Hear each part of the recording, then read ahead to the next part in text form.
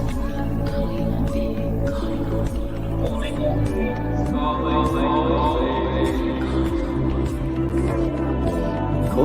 all beings.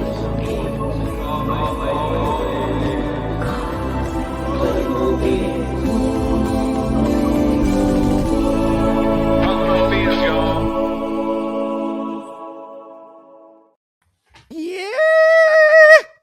I tried to hit the high note there, baby. That was impressive. Yeah,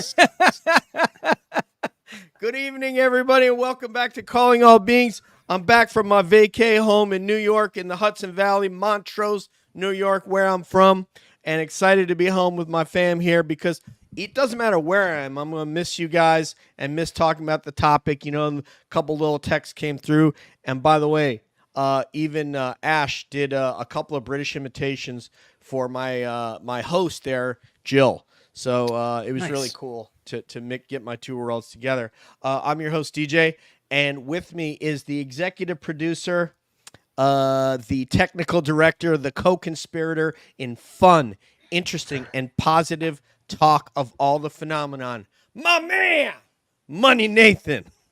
what's going on? Good to be with all of you. Happy Wednesday. It's August. I don't even know what month it is, guys. I don't know. Yeah, it is August. Where we Yes. are in the year. I feel like it's already next year. I'm having a hard time. My kids are going back to school soon. Things are a little bit everywhere at the moment, but it's great to be here with you all tonight. Looking forward to this conversation. It's gonna be a good one. And while you're rolling in your 6'4", he rolling in the Rivian, baby, the SUVO.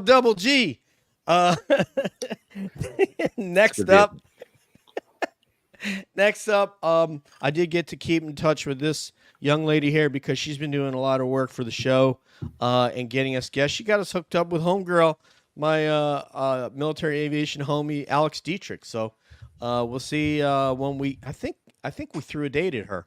So might get that book, but she is none other than the co-conspirator in UAP Med, as well as Cab, the host of Deb's Data Dojo at A Study of UAPs.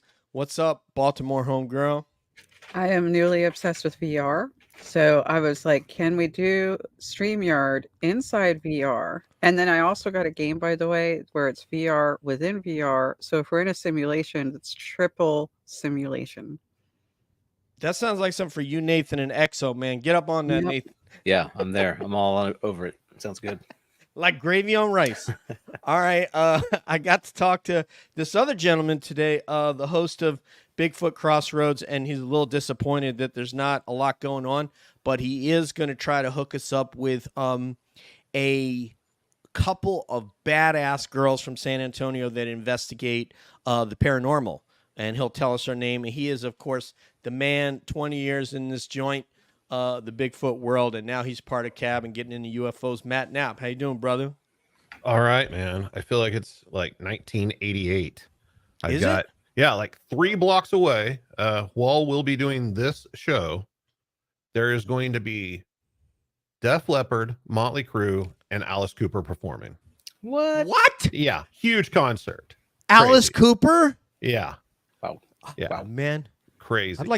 I'd like to break off a few bars of "I'm 18" right now from that video that was from the 70s. That is awesome, man. Good news. Somebody's going to be having fun tonight. About 30,000 people, I think. Wow. Are going to have a lot of fun. Yeah. Yeah. Yeah. So thank you, Matt. Bienvenidos. And let me know, what's the name of that paranormal team we're going to try to get? I believe it's Ghoul Gals. The Ghoul Gals. Yes. Yeah, Ghoul Gals. Tell me, every host on here right now doesn't want to interview them. I'm intrigued. Rob's, you guys met Robert Dominguez, Matt's friend. He said these girls are fearless. They don't care if there's a demon in the house. They're like, I'm going in. So Wow. yes, we want to talk to these ladies. Braver than I. Braver than I. Yeah. Yes, Impressive. and I, and as Deb found out, her also. So. True story. All right. So we you know, when I was thinking of who to bring on as a guest host, because Leah's taking a break for a while, Leah Prime. Frank is deep into the business. For Frank not to be talking UAPs like now is just unbelievable. So that tells you what he's got going on with his new career.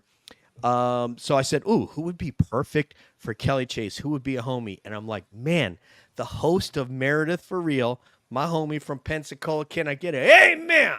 Amen. For Meredith Hackwith Edwards.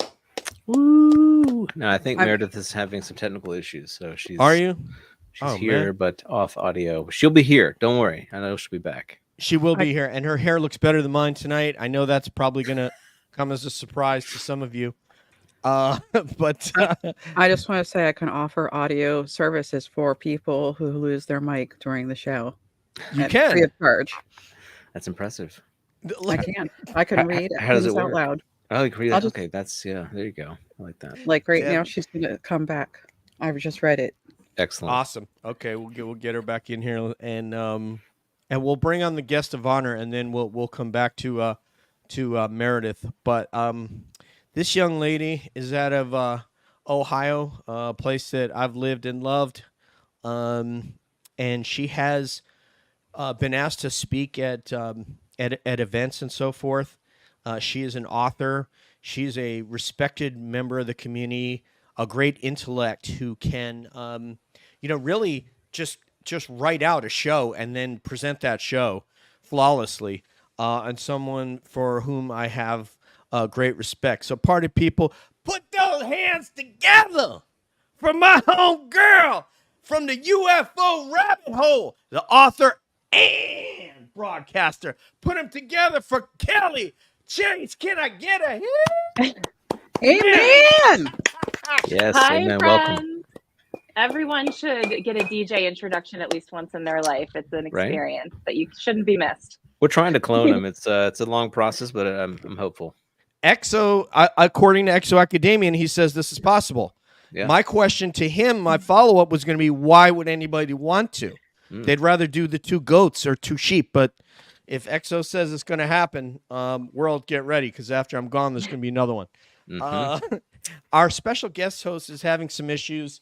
It's terrible when you have audio issues when you're about to do a show. It's just, it's so irritating. But, we went 30 minutes on our last episode before the guest of honor showed. Kelly, we had filmmaker Doug Hychik, who did Bigfoot Legend Meets Science in 2003, and he's doing one in 2023, which reminds me, we've got to add.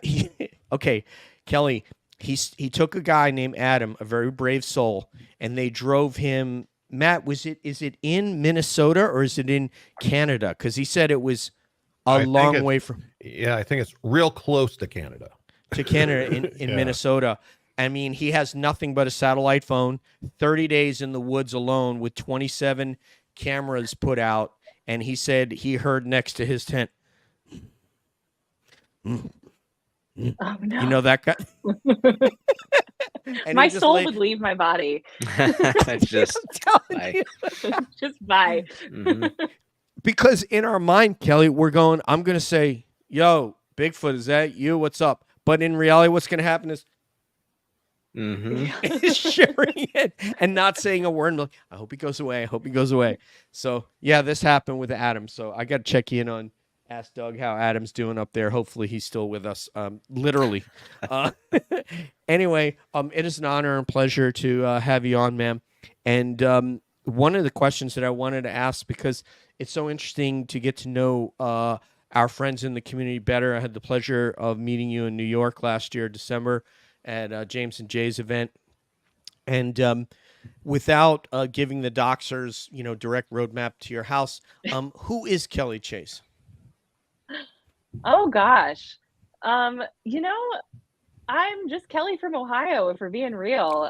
I am somebody, I spent a lot of time building a career in marketing, and UFOs came along and took all that away. I decided I didn't care about that anymore. I don't know. I'm a pretty normal person. I think that's actually something that I kind of bring to the table, is I really am just Kelly from Ohio. I spent a few years traveling the world with a friend. I've had some fun adventures, but I grew up in Ohio. Most of my family and friends are here. Most of the friends that I have are people that I've been friends with since I was literally a child. And yeah, I'm just, I don't know, there's not that much exciting to say about me, but I think that, I try to just bring the realness and my relatable self to my work, and, I'm not too fancy, as they say. Well, I think we could reinvent that song for you. I'm just Jenny from the block, and I'm just Kelly from Ohio, and we could just change up the lyrics a little bit. Rolls right off the tongue. I like it. It does. We just got to find something that first I had a little, now I have a lot. We're going to have to figure that all out with Ohio. Multiple syllables there. So our special guest host is back with us, Meredith Edwards. Namaste, Meredith. Thank you so much for joining us as guest co-host. We did note that your hair looks better than mine tonight. You probably noticed that. But it's a pleasure to have you, ma'am. Thank you for having me. I'm so excited to be here, and thank you for your patience with my barrage of technical difficulties. Man, anybody who's been doing this knows it's going to happen in live broadcasting. It's all good. Our homegirl Jules in the chat. Hi, Jules. Back from vacation where I was doing like Kelly. She is lucky enough to live near her childhood friends. I have to get on a plane and rent a car to go visit mine, and I do it every year, if not twice a year. And it's amazing every time. Class of 85. What's up, Holmes? So, Nathan, take it away, brother. Awesome. Kelly, great to have you with us. Looking forward to this conversation for a long time. You and I have had many conversations together, and I'm very fortunate to have had that pleasure. And I wanted to ask you something about this come up a lot recently for me, and I don't know how you feel about this, but it's the issue of intersectionality and time, and how experiences just sort of seem to, I don't know, flow one into the other from the past into the present. How do you look at that issue, particularly when it comes to UFOs? I mean, do you have parts of your past that you kind of re-examine and can think about, okay, wow, I look at this totally differently than I used to think about it. How has this changed your perspective on your life experience so far? Yeah. Leave it to Nathan to kick us off with such a fire question. I love this question. And I was actually talking about this with somebody yesterday, it's funny how these things work, right? What's been really interesting to me about coming into this field, and in a lot of ways kind of coming into my purpose, like I feel like I've sort of found the thing that I'm supposed to be doing. It just fits like a glove. And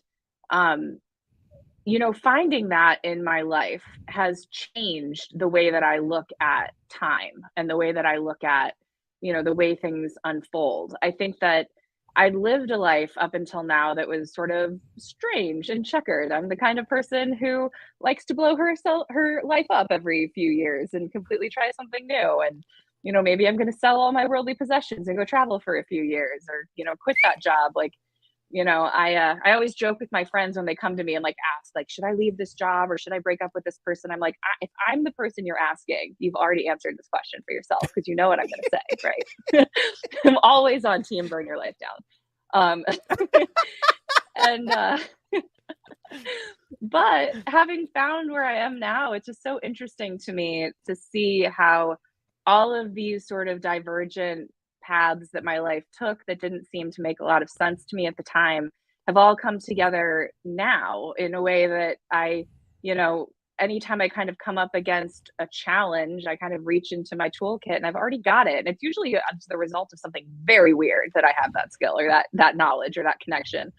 And it's been really kind of affirming for me in a lot of ways. And it's helped me live with a lot more trust in just that things are going to turn out the way that they're supposed to. Maybe not the way that I hoped or the way that I wanted, but they are going to turn out the way that they're supposed to. And it's interesting how getting to that place does sort of reframe your entire life and the whole timeline of what's happened to you. And you start to see things in kind of a more magical outlook in some ways. And so, yeah, that's something that's really changed for me a lot over the last few years. Just a quick follow-up on that, magic, right? Do you feel like that's missing a lot in modern life? And we have all of these amazing things and incredible technology. We just talked about VR with Deb. But there seems to be like almost a, I don't know, hollowness to that. And how would you compare the amazing things that we've achieved in that area versus what you're describing, the feeling that you're talking about? Yeah, I mean, I really have come to a place where I feel like meaning is deeply imbued in all aspects of life. And I don't mean that in like kind of a soft, fluffy, woo sort of way. Like, I mean, very literally, I believe that to be true.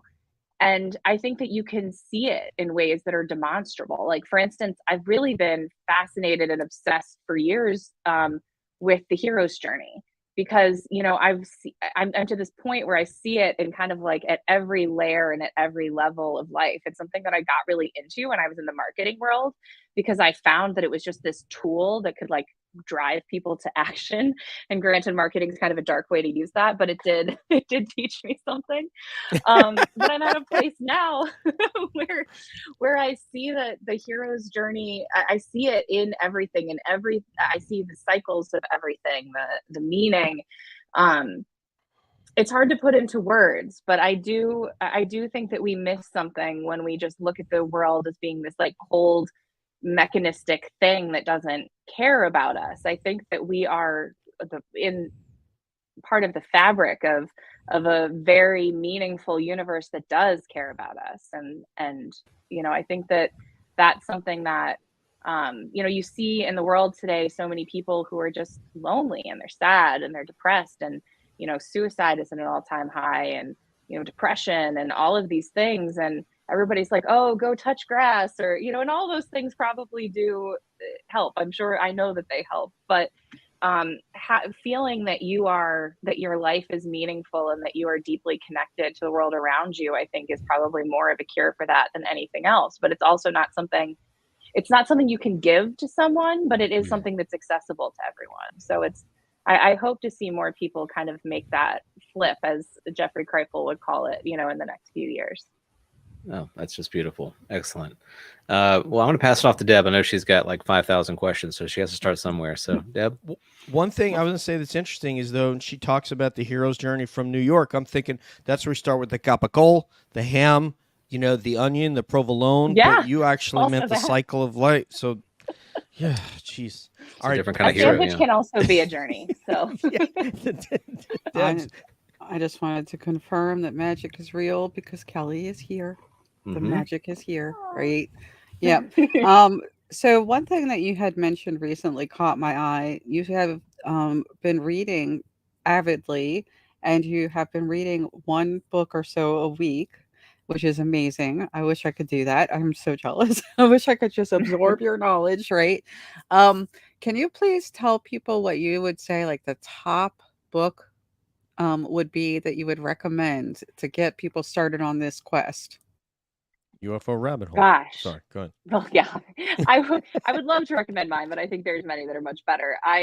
If we're talking about UFOs, I would say a great place to start, especially for someone who's like completely new to this and doesn't have any background in it, I would say either Ross Coulthart's book In Plain Sight, or Leslie Kane's book, which is UFOs, and I forget the whole title, something about generals and go on the record. Yeah, exactly. It's both are really, really excellent entry points for somebody who's just trying to figure out sort of like, what is this real? Should I care about this? And I think both of them like really masterfully make the case that like, yes, this is real, and yes, you should care about it.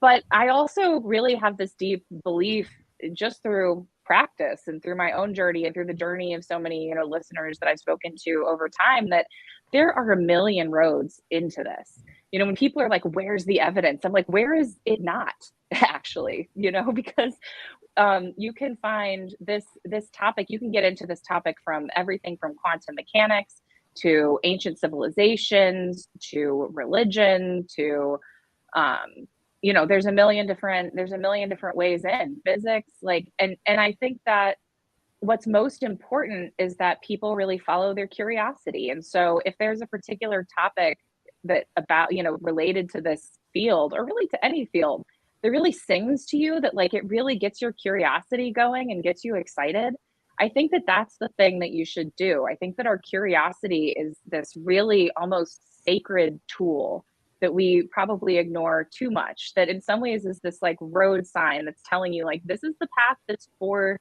you, like this is the way that you should go. And so, you know, obviously, like, I'm happy to give recommendations, but I think that people should really follow their curiosity and their excitement and see where that leads them. I'm always sad when people kind of like squash that part of themselves, like scientists in particular. Like that's very upsetting. Yeah, Kelly doesn't have any bad Yeah. answers to questions. It seems like that. This is what I'm gathering so far. No edits But- in this show. Yeah. I know, and you know, but when we say the name of a certain Australian journalist whom we love and who did a television interview with David Grush, we say it with the voice of Sean Bean from National Treasure. So it's like Roscotat. Is that? Can you do that? No. I don't know if I can muster that gravitas, but And we will say it that way until he comes on the show, We will. Kelly. That's right. Roscoe I love Tot. All right, let me pass it over to my Bigfoot brother who you had a chance to interview on Deb's show, Matt Knapp. yes. What up? Hi, Matt. Bigfoot in the house. You know what I'm saying? Yeah. Had to break it up a little bit. It was getting a little too deep for me. I'm going to lead off with this question. I have a bunch of Chinmuja. questions that I'd like to get your takes on, but I guess I'll start with this one. How have some of your opinions and theories evolved since you started this whole journey into the subject of the UFO and unexplained phenomenon? I mean, they've evolved tremendously. I mean, I went into this when I really realized that there was a there, as we say. I really sort of gave myself permission to read anything I wanted to and to watch anything I wanted to and to just take it all in, because I was kind of having this ontological shock moment where I realized that I had spent my whole life thinking this stuff was ridiculous and that I was wrong. Like I was so wrong. And so I kind of just wanted to take it all in and not really prejudice myself against anything. But at the same time, I did still have those biases and prejudices inside of me. And I actually have an interview that I'm excited about that's coming out on Friday with, all of our friend here, J. Christopher King. And I'm really excited about it because he's going to be talking about, some of his really kind of profound experiences with non-human intelligences that he's had. And, I have to admit that coming into this topic, that stuff was harder for me. Like, I think that it's really easy in some ways to believe in non-human intelligence right up into the point that someone actually interacts with one, at which point, the conclusion is that they're lying or they're crazy or they're mistaken in some way. It was sleep paralysis. It was, something. And I really had to get over that. And what helped me get over it was talking to people who've experienced it and getting to know those people and understanding, finding people that are so intelligent and so, successful and high functioning and who contribute and who aren't out here to tell this story to get attention. In fact, they don't necessarily tell the story. And it's been really good for me to push myself in that way and to open myself up and to make myself open to experiences that maybe I don't have as much access to in a personal way. And once you begin to do that, the whole world opens up. I'm a big Bigfoot fan too. Wait till I start the Bigfoot rabbit hole one of these days. Yeah. I was telling my husband that I can kind of see a future for myself where I'm some lady up in northern Canada, chaining herself to a tree to protect Bigfoot habitats. That's the dream of the future. So, I think it's just, and I'm just a much happier person as a result of all of that. I think some people might look at me and think I've lost my damn mind, but I'm much happier, and I'm really excited about the people who are in my life that who've been able to open me up to that. I was going to say, I think Matt will tell you that where you live is a very good area for researching Bigfoot. Matt Moneymaker started there. Oh, I don't even have to get on a plane to chain myself to a tree. Oh, No. God, no. Largest Bigfoot conference in the United States is in Ohio each year. So That was the first one, right, Yeah. Matt? Wasn't it? yeah, I believe so. It was the first one. Yeah. And I've never been. I'm messing up. Oh, you gotta go. I gotta do better. Yeah, I can hook you up with some good people. Oh, amazing. Yes. And also offline, without giving anything away, when you speak with J. Christopher King on the phone, ask him about Salt Fork State Park, and that's all I'm going to say. Okay? I will. Okay. It was a good dinner conversation. Let's bring in the host of Meredith for Rizzle, my homie Meredith Heckworth Edwards. Kelly, I totally see why DJ was like, Meredith, you are gonna love this lady. Because I totally do. It's so interesting because I'm new to like the UFO community to hear different people's voices, for lack of a better way to put it. You know, you've got the experiencer voice, the academic voice, the anthropological voice, all these different angles now coming together, thankfully, right? To kind of shed light on this. But never have we ever, and since I'm new, I can't really say never, but I haven't yet come across anyone that is approaching it from like a newbie and a marketing background. And what I especially love about what I've heard you put out there so far is your willingness to be like, oh, I used to think this and then I was wrong. And now I think that. And I think people who are digesting this information in through the lens of reality now, that's the journey that they like need to see in real life, because there's so many people that are so knowledgeable about the history and all the characters at work, but there's not very many voices like yours that I've come across that are like, oh wow, I used to think it was this one thing, but now my perspective is changing. And I just think that's so cool. And you also had me at curiosity because that is my thing about let's lead with curiosity over judgment. Let's explore the nuance of our world in order to see the beauty of it. So that's not a question. But Well, that's my thank you, Bill. I love that. so nice to meet you. When I was cyber stalking you, and I mean that in the most legal sense of the word, I heard you do another interview where you talked about how your introduction to ufology was kind of a spontaneous, for lack of a better word, psychedelic experience where you felt a deep magnetism towards the subject matter. Has Because we've talked with other people where plant medicine is actually a part of their process. If you're okay answering this, you can plead the fifth. Has plant medicine been a part of your ongoing journey in kind of exploring this corner of the universe? No, I love this question. I was actually, yeah. So I actually haven't done psychedelics since I started this work, which is interesting. And I even have some. I just haven't, and I don't know why. Do you want to get together or like? Yeah, girl, let's make it out. Okay, cool. But they were a big part of my journey to get me here. So back in 2016, I was living. I just gone through a really bad breakup. I was living in this apartment that was just so depressing, and I was really depressed. Like it was bad, and wasn't necessarily sure how much longer I was going to be sticking around. And kind of as sort of a last ditch effort to just sort of live, I guess, I ended up literally selling all of my worldly possessions. I sold everything that I owned that didn't fit into a backpack and a carry-on, and that included a podcasting rig. So there was really not much in there. And I took off and I traveled the world with my best friend, and we did a different country every month. And right before we left, we had sort of this chance meeting with this guy who had grown up in like the City of God cult and like didn't even have a social security number. This is a great story. And he was like that far off the grid. And he said to us, we've got some of the best acid that anybody's seen since the 90s. And we were like, can we have like $1,000 worth? And he was like, yeah. So we took that and a bunch of mushrooms on the road, and I went and did psychedelics all around the world, in all different countries. So not just plant medicine, but related. Plants were definitely involved, and that saved my life. Like it really did.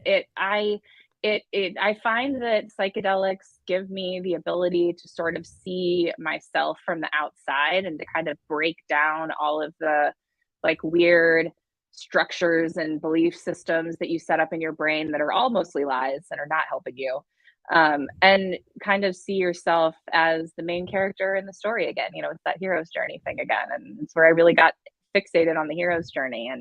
And so I actually haven't done a lot of that stuff. I feel I'm very cyclical with psychedelics. I feel like it's sort of like there's a time to reap and a time to sow, you know? And um Yeah. and right now I feel like I'm reaping you know, what I got from that last cycle, and that's really important, and someday it'll be time to sow again. But the person that I am now wouldn't be possible without psychedelics. Like, they saved my life, and I'm glad to no longer be in a corporate job, so that I can just say that out loud, because I it's actually a big part of my journey and something that I believe in really strongly. Yeah, me too. And I love that you mentioned in cycles, because that's, I mean, nature is in seasons. So, and, the mushrooms at least come from nature. And so that's kind of a realigning ourselves with nature in a way. And there's, and this would be a good Nathan question actually, but it's said that many of the origins of the world's religions have a psychedelic origin story. Just read So, it. Yeah, it's in there. yeah. Yeah. Oh, and I should Yeah. plug, I was recently on a podcast called, it's really, really good. It's called Psilocybin Says. The host, Eric Osborne, interviewed me, and I talked about a lot of this stuff, and I just really recommend his work also. So just had to give Eric at Psilocybin Says a shout out. Love that name. I want to give a shout out as well, real quick. Garrett Edwards, Meredith husband's in the chat, baby. And hopefully we're going to go camping and Bigfooting together either before or after we move to Georgia. So, yeah. What's up, Garrett? Thanks for dropping in, bro. And I don't know if, like, everybody else is just, like, finding themselves to admire and love Kelly even more with every question that she answered. You're really amazing. I mean, like, this happens to us, a lot. We end up inviting somebody on that we already like, and we're just like, wow. Or some people were like, we're not sure how it's going to go, and then we just, end up falling in love with them. So, yeah, not to make you blush or anything, or tell you that your hair looks great, but so, Kelly, what's interesting, have you written a book other than UFO Rabbit Hole before? No, I haven't. And I've it's interesting. I've always fancied myself to be a writer, but I was like many writers, a writer with no actual written output at all. But when I found the right thing, suddenly it just flowed really easily. And I'm at the point now where I'm constantly writing. I probably write at least 10 to 15,000 words a week on top of, everything else. And it's just collecting, and it's like a faucet that won't turn off now. So I think I just needed the right subject matter. Apparently fiction wasn't my thing. I just needed to write about UFOs. So that really answered the question, because I was kind of drawing a parallel between you and your friend. We have like multiple people here. Everybody really on here has interviewed. I think Matt's the only one that hasn't, Diana Pasolka, because Meredith had her on her show, which is how I found her, and you had her on, and you're both people who were extremely skeptical, did not believe in the topic, but in your case, it was something that motivated you to want to write a book, and that's a powerful emotion to get you to, because like you said, you had thought about it, but this was the one thing that you found that said, hey, I'm going to actually put pen to paper. Yeah, absolutely. It's nothing has ever possessed me quite like this. Like, I'm somebody who can definitely get obsessed with things. And I called it the UFO rabbit hole because I would always talk about how, like, nobody goes down a rabbit hole like I do. But those always ended. And with UFOs, there's no end in sight. There's so many, it just unfurls into all of these different amazing paths that you can take and things you can learn. And I've never met such incredible people in my life. Like, I've spent my whole life feeling like I never quite, I mean, I had friends all over the place and all over the world, but I never felt like I fit anywhere in particular. And this community, I've just never met so many just intelligent, compassionate, wonderful people. I think your podcast is such a wonderful representation of that. And like, I'm not going anywhere. I'm locked in on this UFO thing. And if you'd like some marketing advice, what you can do is name your podcast and the book the same name. Yes, exactly. Isn't that a great idea? Nathan, So like smart. maybe I could have a career. Yeah, I'm just kidding. yeah, it's possible. He's like, shut up, DJ. All right, go ahead, Nathan. Go ahead, money. No, I love the line of inquiry that we're following, Kelly, because I'm fascinated by flow state. I'm fascinated by inspiration and how these things happen. I'm also fascinated by the human spirit and the way in which we react to one another, and like collectively we can amplify an emotion or a feeling. I was at a concert recently and I tweeted about this, being at a concert, seeing all these amazing, happy people. Then I was at an airport where I saw these amazingly depressed, sad, awful people. And it was this contagion, right? It was a visible contagion. And I just wondered if you have experienced that as you have intersected with your guests and the subject matter and the colleagues that you've had the chance to meet. Do you get the sense that there is a kind of amplification process that occurs? And why is that so hard to come by now? I feel like we just don't have it as much in our lives. Maybe it used to be around us all the time, but I don't remember it being that way. So what do you think's going on there? Oh, I love this question. Okay. So yes, like I do feel like there's something that happens. Like let me actually start with the second part of that question, which is like, why don't we have more of this? And I think a lot of it has to do with the fact that like we're really locked into these loops. Like our daily modern lives lock us into these loops where we're just kind of on autopilot. And I remember when I turned 30, just like really mourning and also having this weird feeling of being like, for the first time, really recognizing that like if things go well for me, more of my life is going to happen after 30 than before 30. And I just never really thought of that. And there's some ways in this culture where it's like, you have fun and you have your adventures when you're young, but then you get to a certain age and you lock in and then you just basically do the exact same thing on repeat until you die. And I think that that like a lot of people are living that way. And I was certainly living that way. And I think that when you live that way, you can literally go years, you can go decades without ever actually making a decision. Like it just sort of goes. And I think that the way to get out of that is just to put yourself out there. It's like to spontaneously go on a walk. It's to like go get coffee by yourself and just sit there without a book, like without headphones, without your armor, just let the world exist around you and exist inside of it. And, and when you do that, the magic of life presents itself to you almost immediately. It's not like you have to do this 3 or 4 times for something cool to happen. Like you literally just have to do it a couple times. And the world finds you. And when I talk about the world being full of meaning, that's what I mean. I think that if you kind of let the winds of the cosmos catch you, like you will be carried somewhere new and somewhere important and somewhere that you're supposed to be. And that so much of our modern life is set up to keep us from doing exactly that. And I've found that so much in this community. And I think what's cool about it is like exactly what's happening here is that we all come from very different backgrounds. We're from all different, parts of the country. And, but we have this thing that we're really passionate about. And so it brings us together and it helps us form these really interesting communities. And, I travel to see the friends that I meet through this. We go and have adventures together, and the partnerships and the collaborations and the conversations and just the really deep friendships that emerge from that end up being so much deeper than just like, this is the person I happen to sit next to at work. And so now we're best friends, and I think that what's so beautiful about this field is that, and the passion that's brought us all here is that it does all it catapults us all into this sort of more magical version of life where we can really expect amazing things to happen, and they do happen. And I think that's really special. And I'm so grateful to have found that, because I was really staring down the barrel of like, oh my God, I'm going to do the same thing every day till I die. And I just couldn't do it. And it seems like you really can just sort of take a step to the right and you're in a different dimension if you choose to do so. And I think everyone should.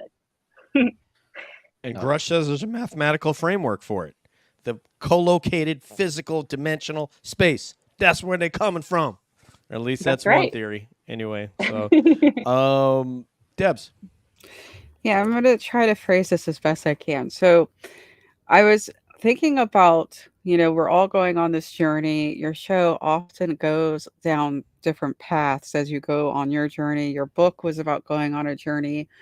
But what do you think would change if we just finally get all the evidence and everything is like put down on a table in front of us, and they're like, okay, so here's the bodies, there's the proof, like here's the UFO, here's the proof of the recovery programs, and we just have all the answers given to us. What do you think will happen, I guess you could say, from a sociological perspective to all of us in the community? Great question. That is a great question. I mean, in some ways, I think we start a new story, right? Like, I feel like the story never really ends. Like, we end a cycle, but a new cycle begins because I think something that's really interesting for anybody here who knows Joel from Future Folklore. I really like that guy. He's very cool. And he's been talking, we had a conversation once, and I'll probably screw this up. So sorry, Joel, if you're listening. But he was talking about how he wanted to do some work exploring the idea that in all organic systems, that secrecy is like a necessary part of that system. Like, just as an example, like your brain doesn't know everything, at least not in a conscious way, that's going on inside of your body, because like it couldn't, like you're not going to be able to not get hit by a car when you cross the street if you're like conscious of your digestion, right? Like there's it's too much. And so in some ways that like secrecy is this natural part of an organic system, but I think, maybe even a natural part of an organic system. And so I think that even if they, like, we can see it now, to use a word that Nathan and EXO use all the time, we can see how this information even now is being metabolized at like a different rate by different people and in different places. And so I think that even if they laid it all out on the table tomorrow, that it's not like everyone would suddenly know or be able to accept it. Like we're all still going to be at like a different place in that journey of trying to understand and metabolize what this means. And some people aren't going to care at all, and some people are going to totally reject it, and some people are on an island somewhere and they don't know about this at all. And so I mean, I don't know, like I don't know if there's such a thing as this like total disclosure that people are hoping for sometimes, because I think that it's always going to be a little messier than that. But even if we could get it, I think it just starts a brand new story, and I'm sure that it would present all kinds of new challenges and questions that we didn't have before. Can I just add on to that? I think Jim Semivan basically said it on this show, that even the most informed among us in the government that have maybe interacted even with these beings in terms of like having a live biological creature there and having craft that maybe yield something, we're still not, as you said, they still don't know. He said that one of the reasons they haven't told us because they don't understand it. And even if they laid everything they have on the table, we still won't know it all, because that theoretical framework that Grush talked about is just that. That's not scientifically provable by us yet. So we still have lots to think about, to discover, to have people that are these experiencers communicate with them and maybe get that information from the ones that want to be transparent and that maybe aren't indifferent or malevolent towards us, but are benevolent. Maybe they will give some of those answers. But even if the most informed, at least governmental type person laid it all out there, I'm sure that they don't have, there's still plenty of us to chew on for our lifetime. So I agree. Yeah. Matthew. Whenever it comes to the UAP stuff, I still call it UFO stuff. That's just how I grew up. I'll never be able to let go of it. It works. Same. The stuff going on with the Senate hearings and everything, you have all of that, and you have that at basically the spear tip of the UFO community, the focus of the UFO world. But you also have a lot of people that believe these things aren't some sort of alien craft. They might be interdimensional coming. They might be us. We don't know. It might be a time travel device. Who knows? Then you have the experiencers, like you were talking about, who are having actual interaction with non-human intelligences. Do you think we're dealing with one thing, or do you think a lot of different things are getting lumped into one category together? That's a great question. My guess is that it's probably a lot of things, just for how complicated the landscape is, and how different, the kind of full scope of experiences that people have are. I think that's almost certainly likely. And I think that, I mean, I think you would almost expect something like that on a planet like ours, right?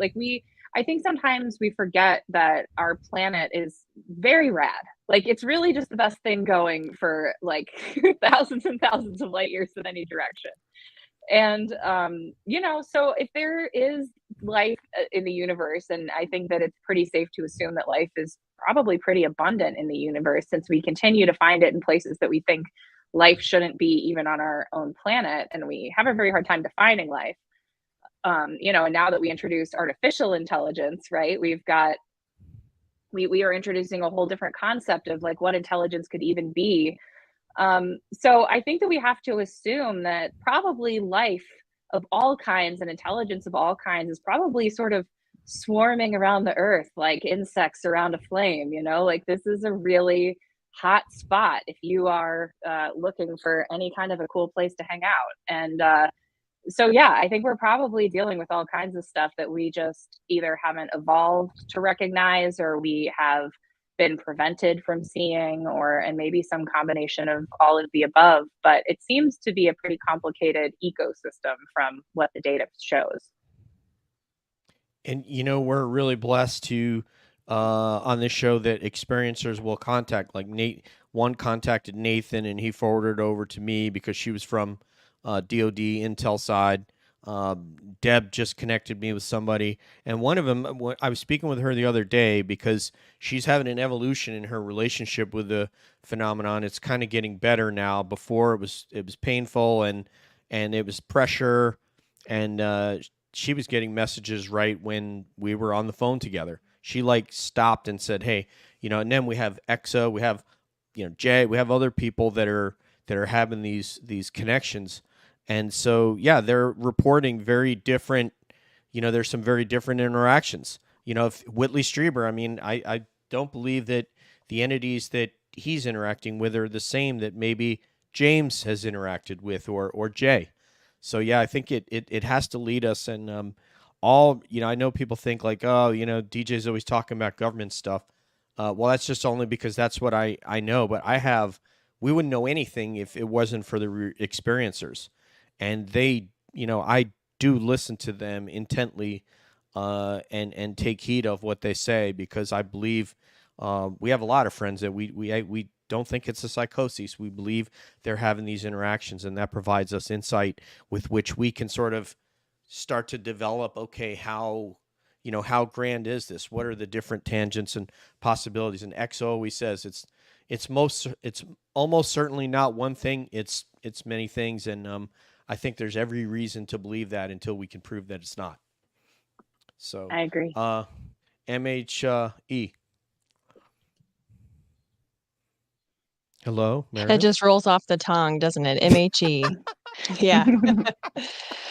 From a branding and messaging perspective, do you think networks like Discovery and History Channel are hurting or helping the phenomenon cause in the mainstream? Oh, you guys are asking such good questions and stuff that like I really like to talk about and that no one ever asks me. I'm just like, yay. Yes. Good. Because I am a branding nerd. Like, I was a brand director for a Yeah. company. Like, this is what I built my career on. I think it's complicated, like anything in this field. I think that for a long time, like up until super recently, that there was only really a certain way in which any of this stuff could be talked about, right? And it had to be like with a little wink and a nod and probably some like pew pew, like sci-fi noises, and that was the only way that this stuff was going to get on television. And I think that there was, and even now, even with things being the way that they are, like even with kind of things opening up in that conversation, the reality is that like media is never going to lead. Media is always going to follow. And they aren't going to like take a stand, because that's literally just not how their business model is set up. Like, they're not gonna go out on a limb and put some content out there that like they're not sure whether or not this is going to hit.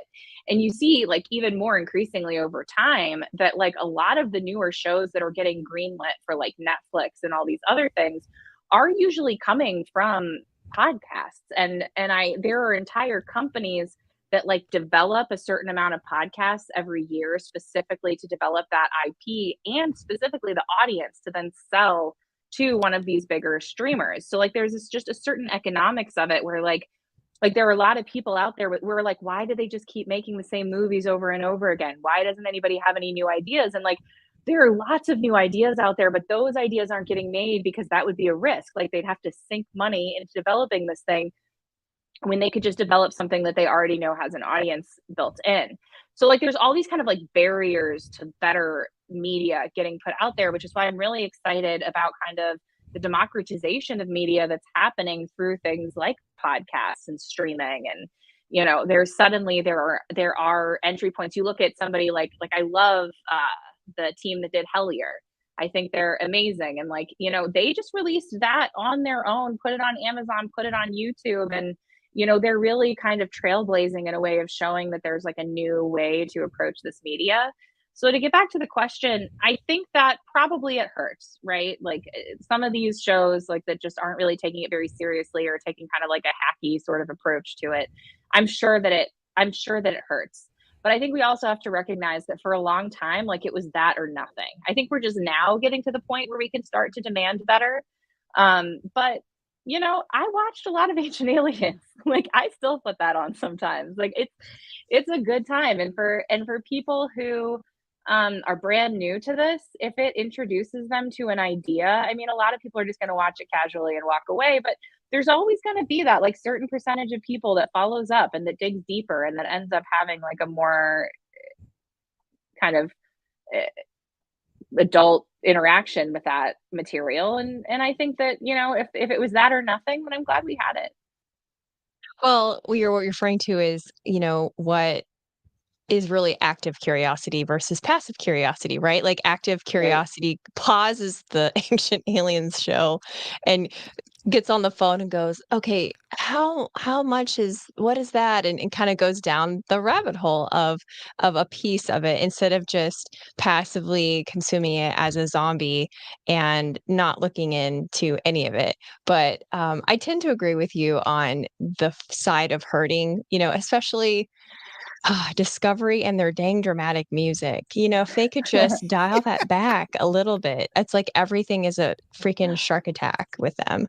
Yeah. But in the spirit of you know, the branding and that sort of thing, I also want to just tag on a related question about something I've observed since I'm a, you know, 80s, 90s kid, uh, that it seems like the media presentation of experiencers used to be very different than it is now. Like it used to be, you know, Bubba Joe missing some teeth in front of his double wide, talking to the camera, you know, picking his nose. Like it was so train wrecky.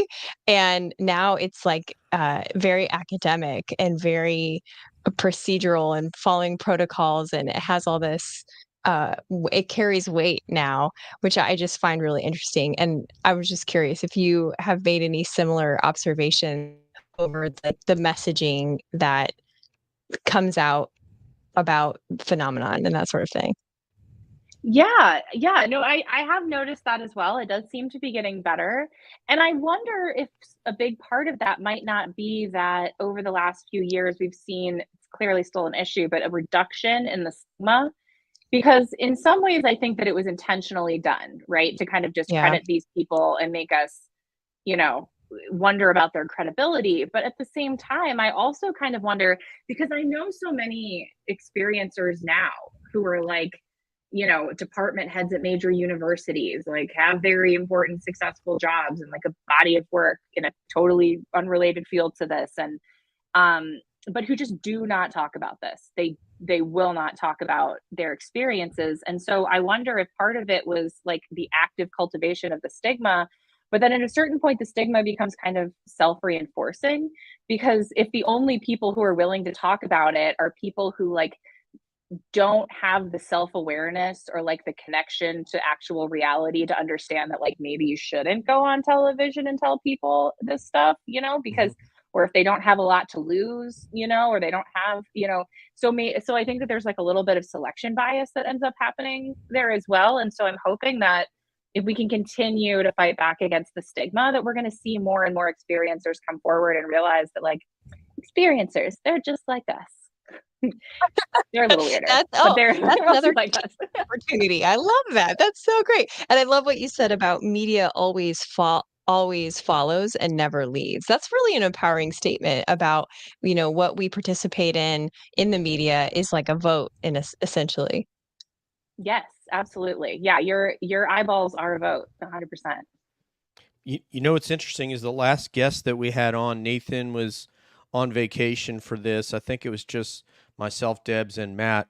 We had on, again, Doug Hychek, the film director from Minnesota, and he said there are cases where he will go, and he'll go north into the hunting areas and so forth and camping. He said he had one cabin he'd go to for 35 years that I don't even know if there was I don't think there was a cell signal there. In any case, he said he'll go up to hunters and people in northern Minnesota and casually ask, hey, have you seen a Bigfoot?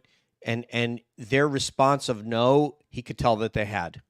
Like they're, said that, and this guy is doing Legend Meets Science right now, but he said the way that they answer, they had experience and they just don't want to talk about it because of what you guys were just talking about. They don't, and forget about it, TV cameras and Discovery, just telling somebody I saw, they don't want to admit to that. And Matt can take you through kind of like a Class A experience.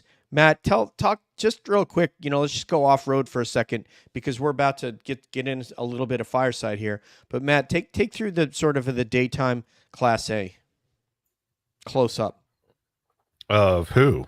Of any people that you've talked to, those daytime Class A's. I mean, we can talk about my friend that I spoke to you earlier about. I mean, it was at nighttime. It wasn't daytime. But he was actually a skeptic. He was my best friend, a city kid, 25 years old at the time. He was going with me because he was worried about his best friend who was meeting up with, quote unquote strangers from other states to go look for something that didn't really exist deep in the woods.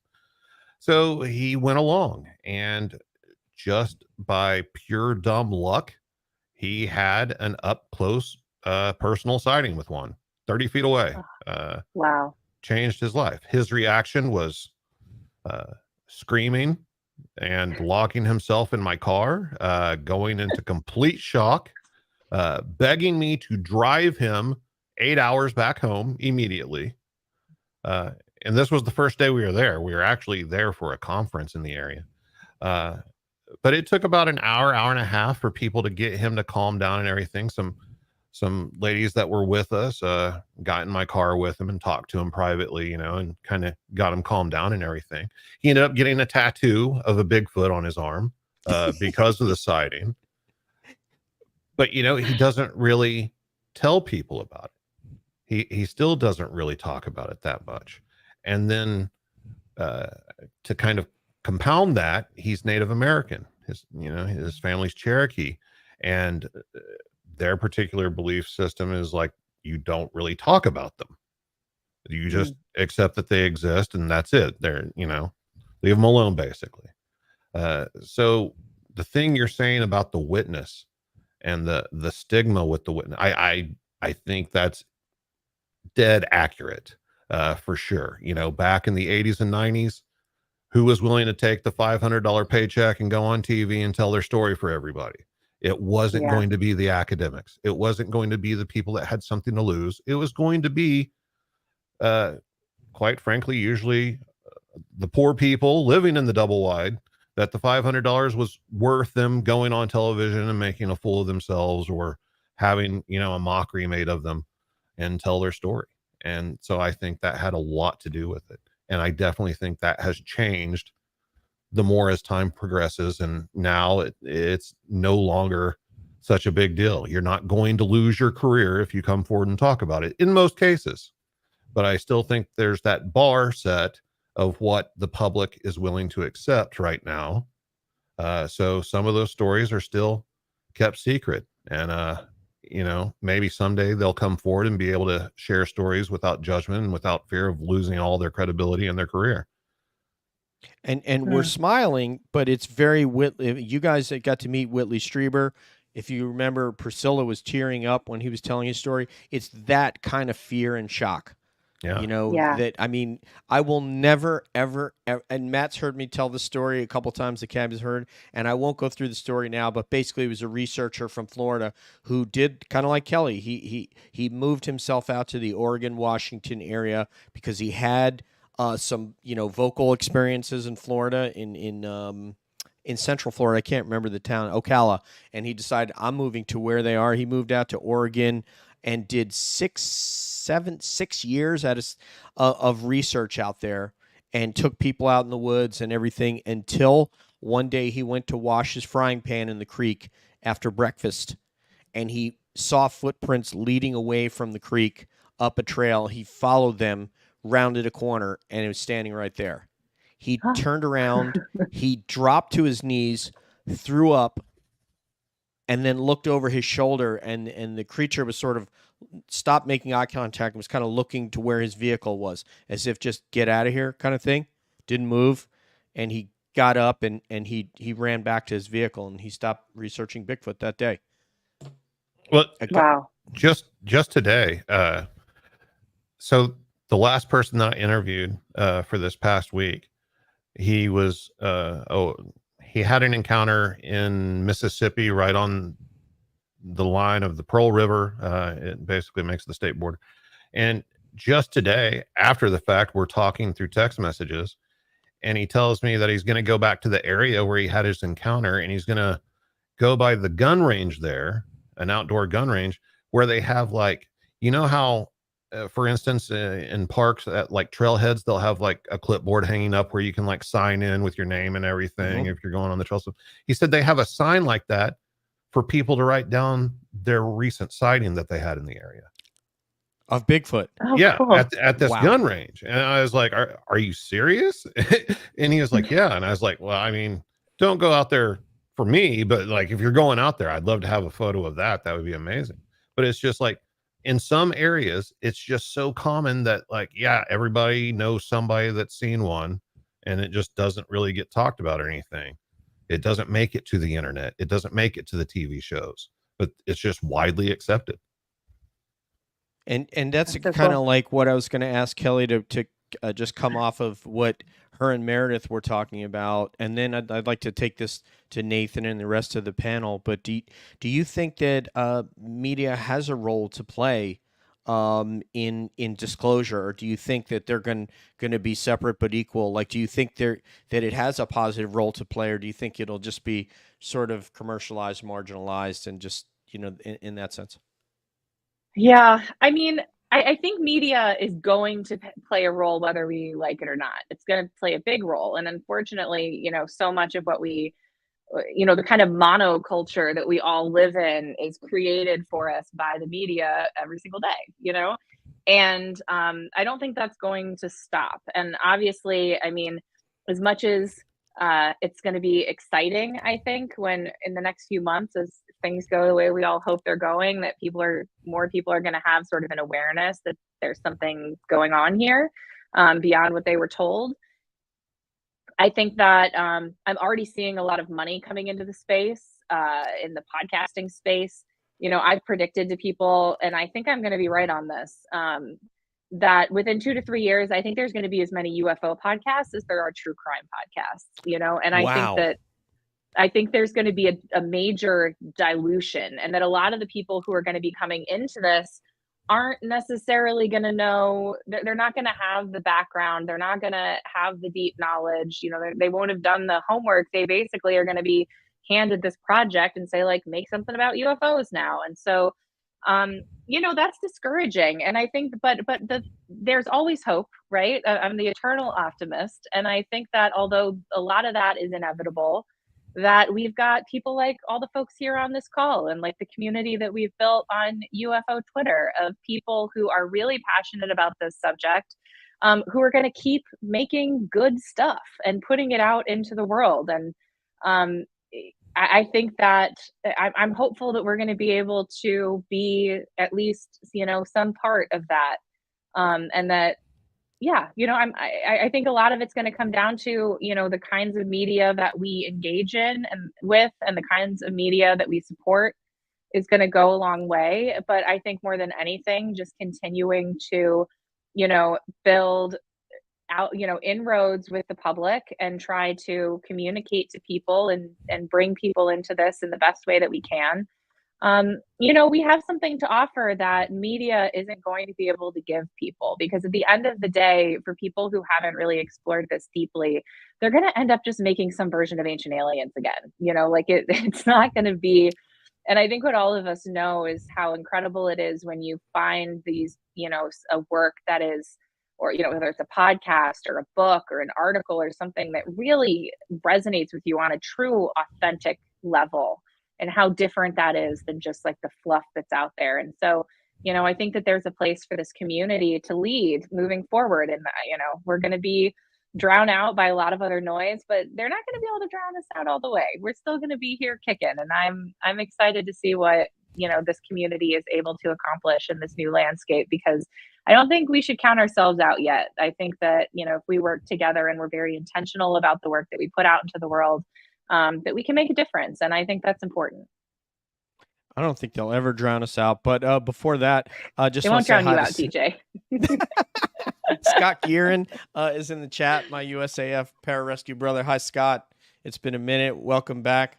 And Nathan, I phrased that question kind of poorly, because I was really kind of trying to tag off of like television shows, not media, meaning, because yes, certainly, print and television journalism, we need them, in order for people to accept that this is going to happen, to fulfill Deb's mission, your mission, etc. Everybody here's mission. But I'm curious, Nathan, like in terms of television shows that are meant to entertain, do you think that they have a role? I think they will. I mean, think about crime shows, right? I mean, crime is real. It happens all the time, but we dramatize that on plenty of shows. Every year there's a new crime show, and there's a new spin on it or whatever that tries to draw people's attention. Yeah. So I think, to Kelly's point, right, there will be a lot of folks that are going to get into that space because that's where the eyeballs are, right? Just it's a very practical, that's sort of how the world is structured. But what I find interesting about this entire process is it relates to the stigma, right? It relates to things we've been talking about, and that is that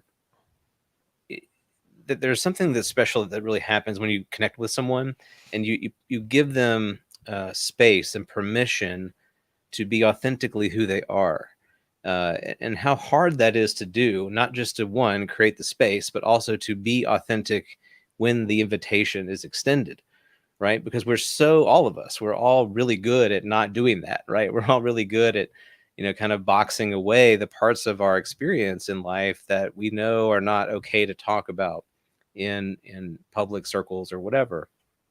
And so when we're given that permission to, essentially like kind of be who you are, all warts and all, we're all kind of a little bit like, I don't know if I really, it's sort of like the, that story about the elephant with the pole, the little baby elephant, they kind of stick the pole in the ground. The elephant, can't pull the pole out. So it just stays next to that pole. And as the elephant gets huge, they haven't changed the pole. It's this tiny little stake, but it believes that it can't leave. Right. So that's sort of like how I think about this as well. Like, even when the permission is there, we have a hard time coming away and moving out of that.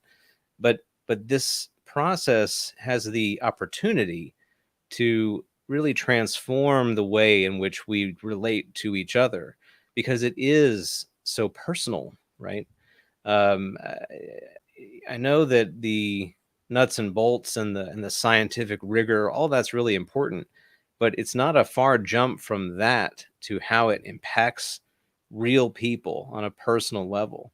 And I think that's the wild card here, right? I mean, that's the thing that, like, when that door to the barn opens, like, I don't know what kind of horses are going to come out of that, what kind of response we're going to see. It could be a stampede of folks saying, well, yeah, I mean, this happened to me and this happened to me. And then it kind of becomes this, really wild, recursive explosion of experience that maybe wakes us all up from the kind of stupor that we've been in, just agreeing to like not talk about these darker things in our lives or these strange things that we've experienced. So I don't know, Kelly, like that's a long preamble to say, like, do you find that having been willing to get into this topic and to have these harder conversations, that it does make you more prone to creating that kind of space when you interact with people, even if it's not about UFOs? Yeah, absolutely. I think that I have become a much more compassionate person as a result of doing this work. And I've become, I've also, there's something you said about, about giving people the permission to just be authentically themselves. And I think that it becomes so much easier to do that when you've found a way to be authentically yourself. There's just sort of like a deep okayness with yourself that you're able to find.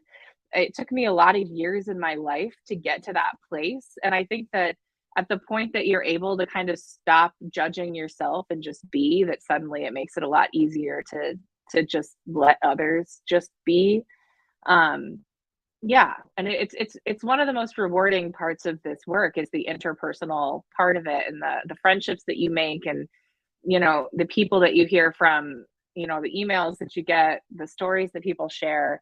It just, yeah, it makes you connect with people on a much more open, from a much more open place, from a place of curiosity. And yeah, I love that. Nathan and I were talking about a new person in our space named Sean Ryan, the Navy SEAL. And Mhm. I called Vinny the other day, and everyone here is friends with Vinny, although Meredith has yet to meet him, but they will be friends eventually. And I said, Vinny, this guy has 1.8 million subscribers on YouTube. Think about that for a guy Yeah. who's new on this space. 1.8 million. And he said, when I went to work for the CIA and I was going through training, the guy who was my trainer was a former SEAL. And I knew that the way that he was acting was not himself. I knew that he was acting a role. And he said, something? It was him interviewing a Delta Force operator. And he said, there's nothing more exhausting than trying to be someone that you're not. Yeah. And it resonated with me. And those guys have, really had a chance to reflect on themselves after their career and what it's like to be human, because their job necessitates that they devalue human life to a degree, but not completely to execute their work. So yeah, for the rest of this, everybody, my question, you don't need to entertain that. You could just ask Kelly something. Kelly could ask the panel something if she has a topic that she wants to talk about. But Debs, it's all yours, my friend. I want to go back to the media thing for a minute Please. because I was listening to Weaponize this morning on my way to work, and I heard Jeremy Corbell talk about these producers going against what he had asked them when they invited him to come on. And he basically made a power statement. We don't have to engage with people who are going to minimize this anymore. We're not at a point in this topic historically where we have to put up with the X-Files and the tinfoil hats and the little green beings comments that get made. We're at a point where we have done the research. We're taking this seriously. We're presenting that information and sharing it with everyone freely, right? So I just my perspective on this is take the power back. Like, we have it. We don't have to keep giving up part of who we are or part of the topic, by the way, because experiencers are still not being covered in the media, and they're definitely not being covered appropriately when they're even referenced in like a documentary for like some TV show. Like they corrupt the stories. They take them from MUFON and change them, so they don't even give the actual story. So let's take the power back. Like, let's tell the story we want to tell. We don't need to worry about what the media is doing. They can keep working with the CIA if they want. I Go love get 'em, that. Debs. No, and I love that, and I love that energy. I think we should stick with that, because it's true that the tide is turning, and the burden of proof is on our side at this point, and you know, yeah, I agree with that, and I think that's great, and I think it's really good to see that there are people in the community who are thinking really deeply about having integrity in the work that they put out, and having that be important, and not being willing to compromise just because it might be financially expedient in the moment. I think that's great. I think I don't know if it was Jeremy, but I saw it may have been Jeremy and George. I can't remember. It may have just been Jeremy, where they played the X-Files music and then they said, "But we're still playing the X-Files." So it's almost like the actual on-air host was embarrassed that their producer put on that music and just acted like an idiot by doing that. Because you're making the topic into a joke, and hopefully you don't know that, and hopefully it's just ignorance. I hope. Matt. Yeah. We're on one of my favorite subjects already, media. What do you know? Man. So whenever it comes to media, and if we're talking television shows or any sort of media, but specifically television, I mean, that's a product. They're going to put out whatever makes the money. And like Kelly said, the consumer, whatever it consumes, is what they're going to put out. It just stands to reason. But we also live in a time now where people are going to their TV sets a lot less for their media consumption. And we are the media now. I mean, you have, like you were saying, Sean Flex Ryan, Meredith. 1.8 million subscribers. His YouTube channel is bigger than some of the TV shows being broadcast. Yeah. So I guess really my question is, Kelly, I mean, you're a content creator, you're an author, you have a following on social media. Social media has become its own platform for this type of content. How do you brand yourself? How do you market yourself, knowing that your opinions now hold much greater weight than they used to? Now your opinions, whenever you put them out there in the world, are actually shaping other people's opinions and what they're going to believe and argue and who they're going to align with. How do you process and filter all of that now? That's a great question. And it's hard. And it's something that, like, listen, in my heart, okay, so I said I'm doing that interview with Jay, right? And Jay is a dear friend of mine. And like, I had to cut out a good 20 minutes of that episode because it's just me and Jay cutting it up. I'm in my heart, I am the smart aleck, I am the class clown, I am the sarcastic one in the back.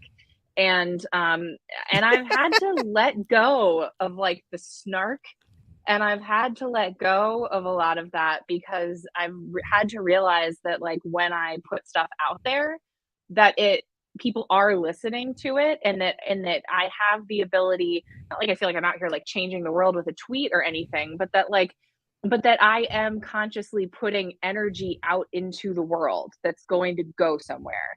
And that energy can be positive. I can be doing something good with that ability to put that energy out there. I can be helping make things more clear for someone, or I can make it more accessible, or I can make it more grounded, or I can, there are all these things that I can do. And I can also just, I really believe in positive energy, and I think it's a really powerful thing. And it's only more, I think we have this idea that because our culture is so negative that somehow positivity is just doesn't matter, or that it's somehow impotent in some way in this environment. But I think that positivity is only more and more powerful in a negative world. And so, I mean, if more than anything, I don't worry so much about branding myself in a particular way, but I really worry a lot about, when I'm disappointed in myself, it's because I feel like I in some way haven't acted with integrity in the things that I posted or put out. If I haven't been kind, or if I haven't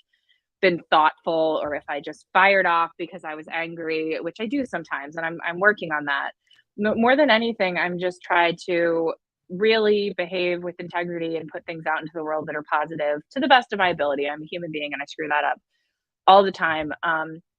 But I do, and a nice side effect of that I think it's the right thing to do regardless. But I think a really nice side effect of that is that it is a little different than a lot of what's going on UFO Twitter. You know what I mean? Like, not anybody here, obviously, but there's a lot of negativity out there. And I think that the positivity, not like mindless optimism, but just, acting like it matters how you act, that makes an impression on people, and that it does move the needle in a certain way. And I think that it actually has got me more listeners, although I think I'd do it regardless. But it does matter to people. Like, you look at a show like Ted Lasso and how, successful that was. I think there's or like Schitt's Creek. Like, I think there's like actually a hunger out there for kind of just like wholesomeness. People want it. We miss it. We will do that. I mean, we will never go on Twitter and criticize somebody's show. There's people on there that I don't like, that I think are putting out garbage. They will, no kidding, do episodes criticizing someone's show. We won't even make a tweet that criticizes their artwork. But it just, because I'm not here for that. I'm not in it for that. So, spread the positivity, welcome people on. And if people don't like it, people went ballistic when we had John and Anjali on. I'm like, hey, thanks so much for being excited about it. We're excited as well. And we'll have them on again. But anyway, let me pass over to my homegirl. She got some positivity running around her.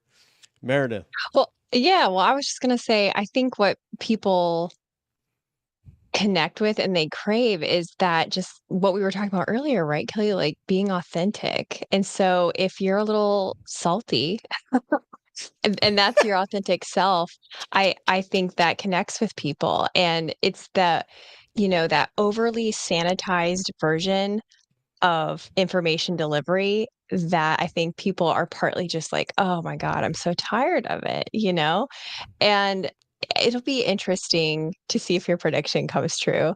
I think long form content is maybe working its way up to being king in media land. Don't you think? Like, people get to really know the story, and it's not just the headline. I think, kind of going back to what you said about media follows, it'll be interesting to see where it follows, where the people lead the media. Because if long form content is the preferred method of consuming this information, consuming nuanced information, right, then podcasters will be in the spotlight of how people prefer to consume information, and how they prefer to get to know people who are on TV, not in like a parasocial way, but like in a, like, let's really explore the layers of this person. And as far as like how that crosses over into more entertainment, that's also an interesting area, because I don't know, sometimes my husband and I will sit down and turn on the TV and watch a video version of a podcast, and that's our show for the night, So it'll be interesting to see where like reality shows, will it be actual reality, like real people, like us here doing what we're doing right now? Will that be, what people watch at night before they go to bed? I don't know. That's not really a question at all. Just a diatribe of thoughts for you to respond to, I think.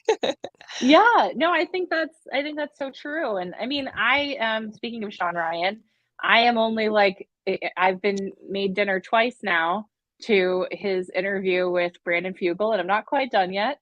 And I love that. Like, I love being able to dig in more deeply, and I learned all kinds of things about Brandon that I didn't know and probably wouldn't have learned otherwise, and about his life and what makes him tick. And I think, like you said, I think people do crave authenticity. I mean, there's a reason why like TikTok is so popular, although I try to stay off of that algorithm. You watch one shady video on TikTok and that algorithm will drag you straight to hell. Like, you are all of a sudden just like in the depths of the internet. So bad. I am TikTok free, my friend. Cross over to the dark side with me. Yeah, I have to get rid of that because it's bad. But there's because people, we don't necessarily, we want to feel like you're looking into somebody's living room and, hey, what are you up to? What are you making for dinner? Like, what are you thinking about? And I agree with you. I think that media will probably change a lot in the coming decades. And that this kind of thing that we're doing right here, just people being bros with each other, is That's what's great. up. People love this. Yeah. Have you I noticed, love like, it. even the interview style of some, like, major, figures on major news networks? 'Cause I don't have TV like a normal person. I just have, like, a couple streaming services because 'cause I'm not an animal, right? I got something, but I don't have, like, linear television. And I will watch my husband will bring up something that is on regular television on YouTube or whatever, and I'm, like, yelling, like, "That is podcast interview style reporting. That's not like the formal Diane Sawyer stuff that we saw in the late 90s. Like that is that person just gave their opinion while interviewing. Like that's podcast style. Like I feel like I already see it and I'm able to notice it because we're removed from that normal television world. But yeah, it'll be fascinating. So I hope that there's people listening or watching this right now who are inspired to start their own podcast and get in the Yes. game because there's always room for people to use it as a platform to be authentic and to connect with other people and to share their own story. And that really does make a difference for a lot of people, you know? Our newest Definitely. member of the Cab Network, the Mechanism, with Davy Johnston and Ash, and Davy had called me. I don't remember if it was after he guest hosted on Cab like you're doing today, and he said he's got this amazing Yorkshire accent. He said, "Should I start a podcast, DJ?" And I said, "Absolutely. I mean, you're a Yeah. brilliant speaker, thinker." I said, "All you got to do, find a co-host." Find someone you can vibe with. And I mean, here's a guy he ensures environmental compliance with his companies, who they do business with. He works for a big international company, and he's a cycling coach and a yoga teacher. And he finds a counterterrorism police officer in the UK who loves the phenomenon, and they just gelled, and boom, and they have it. He said, "Is there room for me and UFO?" You don't. I said, "No, there's never too many." Because you guys are going to resonate with someone, and they're going to want to hear you and whomever your co-host ends up being. And I'm so happy that we have them, and if we can help them get a couple listeners, all the better. So anyway, Kelly, do you have any topics that you think that you'd like to hear voices respond to before we get out of here? We can kind of go around and do like a final.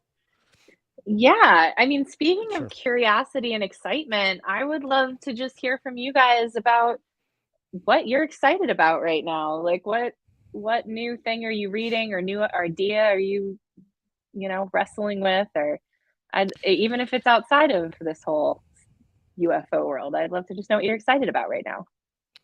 All I know, like Bigfoot is really, really quiet right now. Matt and I were lamenting that fact today. There's until the NC State study is done with the DNA samples they're compiling, that could be a breakthrough. Darby Orkut, who Matt had on. So in terms of Bigfoot, that will be awesome if he gets a sample and is able to get to the mitochondrial level and all that kind of stuff and figure out, hey, this isn't something that we've seen before. But yeah, right now I'm kind of focused on just earlier, the fact that there was some legal mechanism that caused David Grush to not be able to talk for a period of time. Apparently, George and Mm. Jeremy, and so I'm kind of going to start digging into that tomorrow when I have time and see if I can find out what legal mechanism. But more than likely, it is the DoD, someone in the DoD infrastructure contacting the ICIG, who has his portfolio right now of and telling them to contact Chuck McCullough to tell David to stand down for whatever that 1 week time period is. I'm curious because we won't probably ever find out. Or I shouldn't say ever. We probably won't find out what, but I'd like to know or why, but what that mechanism is that they used. Um, That is and interesting.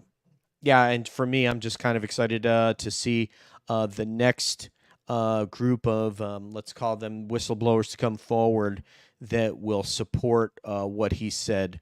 In even if it's in closed session, and we just get reports that there was a closed session and that information was revealed that buttressed what he said, that would be very exciting for me, so that he's not hanging out there like a kite in the wind, getting blown around. Money Nathan. Yeah, I should try to make a David Grush kite. That would be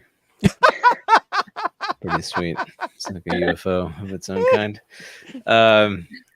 Yeah, so I don't know, Kelly, you're an inspiration to me because you said you write about 15,000 words a week, and just think that's incredible. I'm really trying to spend more time writing, whether that's ends up being a Medium article or a book, I don't know, but I'm trying to put some thoughts down.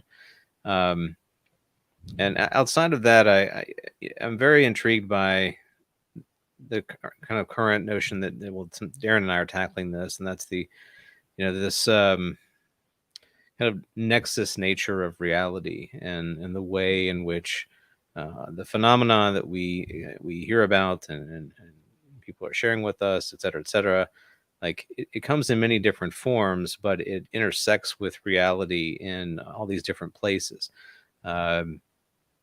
It's not one thing, but it's meaning making, it's meaning generating, and it seems to be intimately about who we are, and that, and I mean that at a very personal level. It's like who Kelly is, who Nathan is, who DJ is. Like, it's about where we are in our own journey, and then it sort of expands out from that as well to where we are as a species, as a civilization. All these different layers and levels that are interconnected, and I think that that's really, we talked earlier about magic and things like that. Like, it's just really meaningful. It adds this rich layer of meaning into life.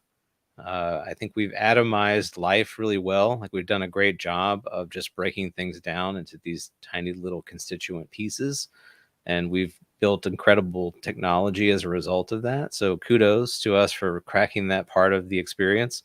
But we've kind of placed in timeout the actual, what it is to live. And I think in a way, this is reminding us that life happens outside of that reductionist way of looking at the world. And we need that, right? It's a way for us to wake up and realize that our value isn't in these things. It's happening elsewhere. So I don't know. That's where I spend most of my time thinking. And Kelly, I've talked about before, like it's almost less and less about UFOs. It's more and more about, relationships and meaning, and, how you live your life. And I find it funny that a topic that is so strangely stigmatized and, historically like laughed at, is leading people to these mystical journeys of self-discovery and betterment and all these kind of. I mean, to me, that tells me there's something powerful about it, if we choose to go there. So I don't know. That's where I'm at the moment. I love that. I wish he wouldn't use the word nexus, though, because that makes me think about shampoo and conditioner, and it's kind of traumatizing, triggering. Forgot about that. Yeah. So just like some other word that's a synonym of nexus. Yeah. Deb, do you what's on your mind? That what's interesting? That's what Kelly's asking. Okay, so there's two major things for me right now. Other than me, by the way. So, sorry. Okay, one is, of course, the UAP Medical Coalition, which I'm a big part of, and I spend a lot of time on, and the fact that we are putting the spotlight on experiencers for the sake of people outside of the UFO community, to be essentially educated about what's going on. And we're tackling some of the topics that have always been skirted around but haven't really just been directly addressed, including religious implications. We're actually just talking directly to religious leaders, and prevention and safety issues. Essentially, we're taking it to another level. And it's really exciting to see all the people that are coming and volunteering to help with that, and all the experiencers that have come forward and have been willing to share, so that people will see that we can normalize this conversation. So I'm really excited about that, of course, and everything that's happening with that. And I'm also really excited about experimenting with VR, because my background is psychology. So experiencing this VR simulation environment and the effects that it has on you when you come out of it, and so the thoughts that you have when you're in it and what your brain is doing when you're in that environment is fascinating to me right now. Very cool. Awesome. She sure is. Matt. I'm always, brainstorming on new projects and stuff. There's so many different avenues that I want to go down. Some of the stuff that is kind of really getting me recently. I mean, something that I've been working on for a while is the, I guess the connection that exists within people between all the different unexplained phenomenon. How you have people that don't necessarily experience one specific thing, but they have a lifetime of experiences in all different types of categories. For some reason, it's almost like once that third eye is open, it's just held open forever. I think there's definitely something going on there. You guys, Nathan, you have both talked about the connection between people and sort of I don't know how to explain it. I'm going to use magic to explain it. The magical connection between witnesses and experiencers and people who find themselves living a life filled with these encounters and experiences that society can't explain or refuses to accept as existing. It's there's something there, and I know that in my lifetime, no, I'm not going to be the one that finds the answers or solves it or anything, but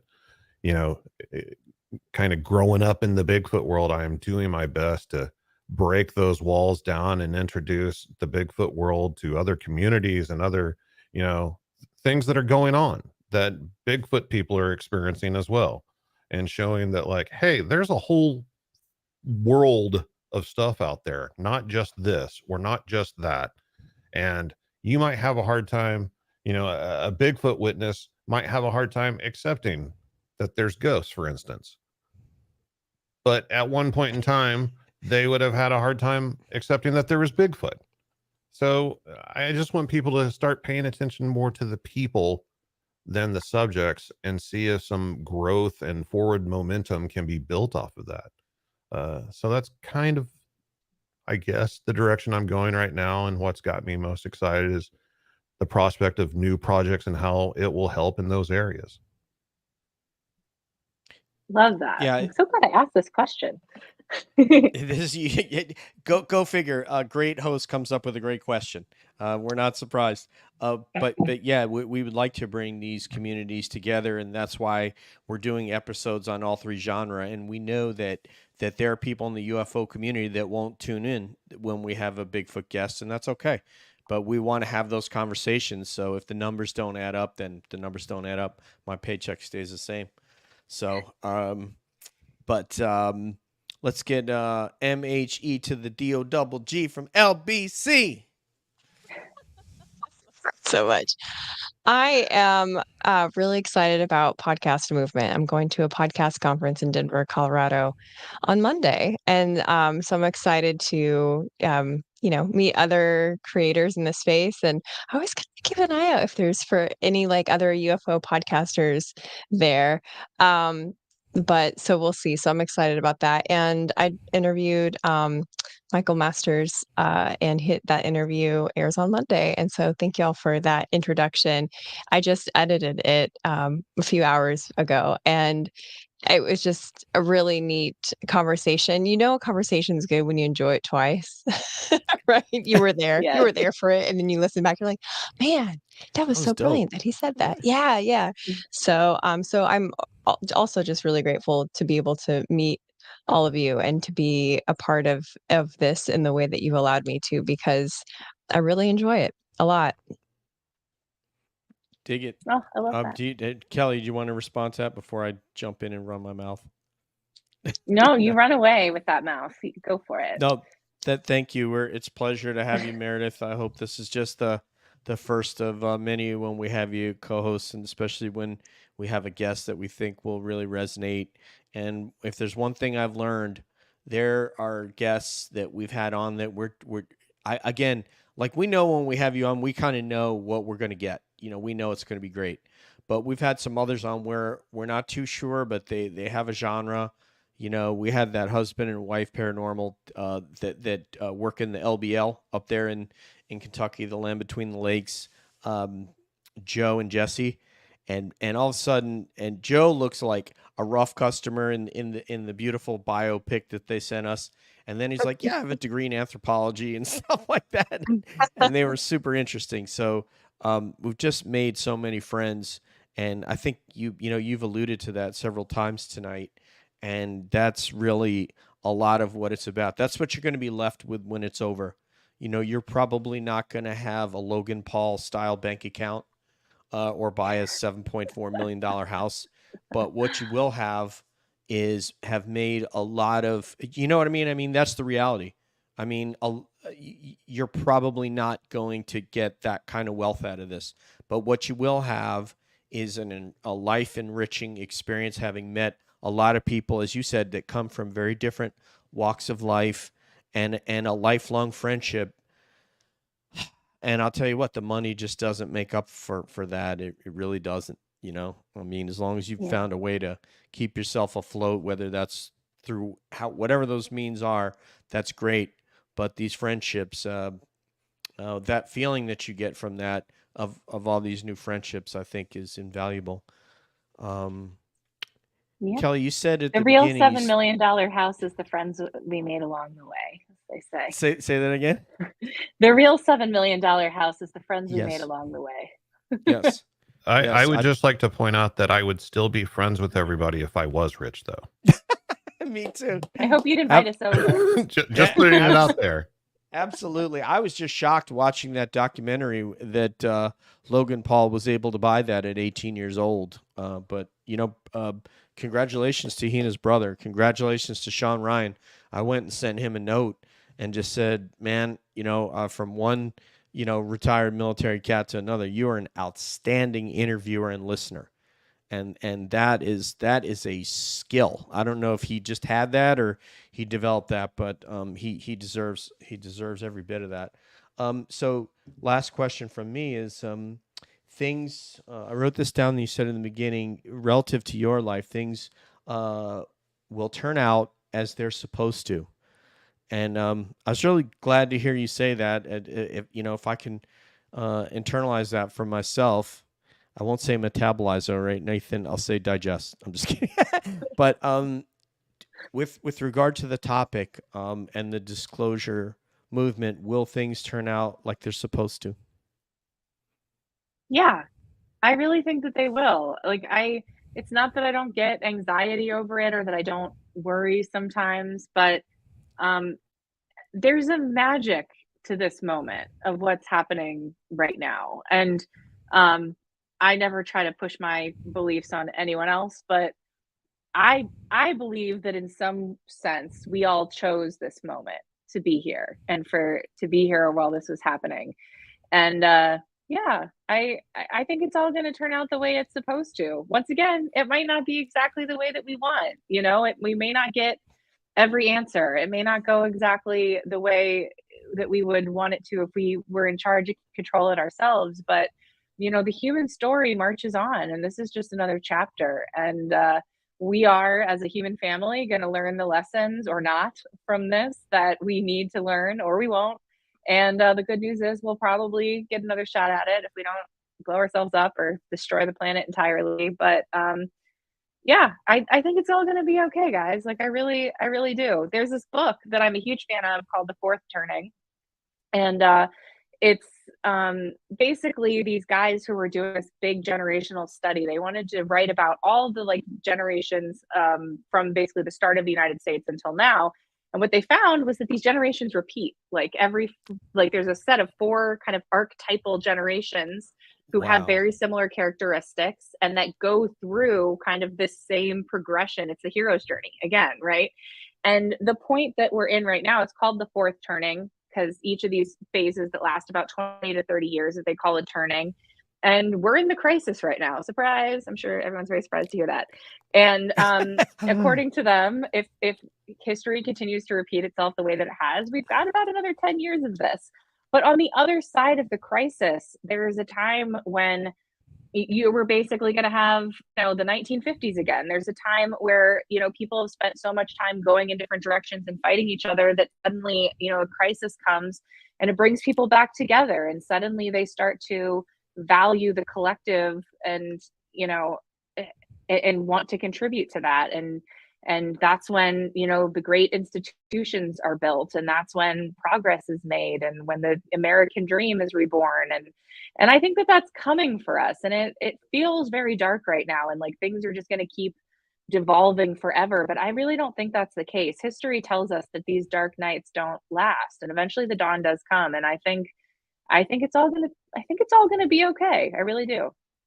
I want to come out with "This is the dawning of the age of Aquarius." Yeah, Sorry, I love nobody it. here from the '60s, but I It's the really, tie-dye speaking to you. yeah. I'm a I am a closet Woodstock historian. I can tell you almost anything about that event. Sadly, that's one of the few things I have knowledge on. But Nathan and I have often talked about it. Wouldn't it be interesting if this was the bridge topic that brought our political leaders together, which could then result in America coming together and not being so divided as we are? And I would pray for that. Let's go with Cabby goodbyes, starting with unless someone has a burning parting shot. Let's start with Cabby goodbyes, starting with Miss Edwards.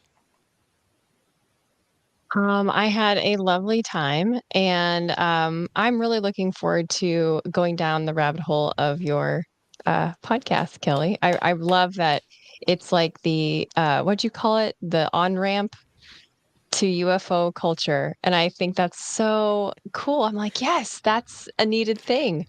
And so I look forward to digging into that more. So thank you. And it was awesome meeting you. It was wonderful to meet you, and I can't wait to check out your podcast, and I'm sure we'll get to chat again. I'm looking forward to it. I think so too. Yes, you guys need a solo episode. Just saying, you two need a solo episode. Just you two. And Nathan, I know that you have copyrighted the word on ramp and off ramp, but Meredith wasn't informed. Matt, go with your Cabby's goodbyes. It has been an absolute pleasure and delight speaking with you, Kelly, and all of you this evening. It has put new meaning behind my life and truly shed light on all the shadows that were surrounding me. Oh, I love that. I just said that to mess with DJ, but I really did enjoy it. I knew I was going to enjoy it coming into it. Yeah, hit me up on Twitter, girl. Yeah, thanks for telling me Bigfoot stories. That was a highlight of this for me, so thank you. One of the best parts of the week is getting to talk to Matt and just digging in deeper where I thought like he's told me everything, and then he'll like, okay, I'm going to tell you about this one, after I dig enough. So, but Debs, go ahead, ma'am. Yeah, I just wanted to take a moment to say all the work that we do, we definitely stand on the shoulders of giants, all of us. And today we learned that we had lost one of those giants. Lee Spiegel passed away yesterday. And I just wanted to take a moment to appreciate the work that he had done for decades. He was actually a friend to many people in the community, and really very helpful with providing information to people at times, and put a lot of effort into the things that we're now taking on the mantle of. So I just wanted to mention Lee before I say goodbye to Kelly. And, thank you, Kelly, for being part of the future of this topic. I think that's what we are doing right now, shoulder to shoulder, almost literally. We're taking this to the next level, and educating people and guiding each other through the confusion and the mystery.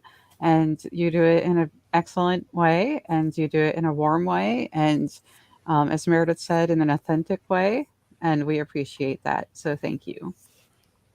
Oh, thank you, Deb. I appreciate you so much and all the work that you do, and I'm just glad to know you. And thanks for being a friend, girl.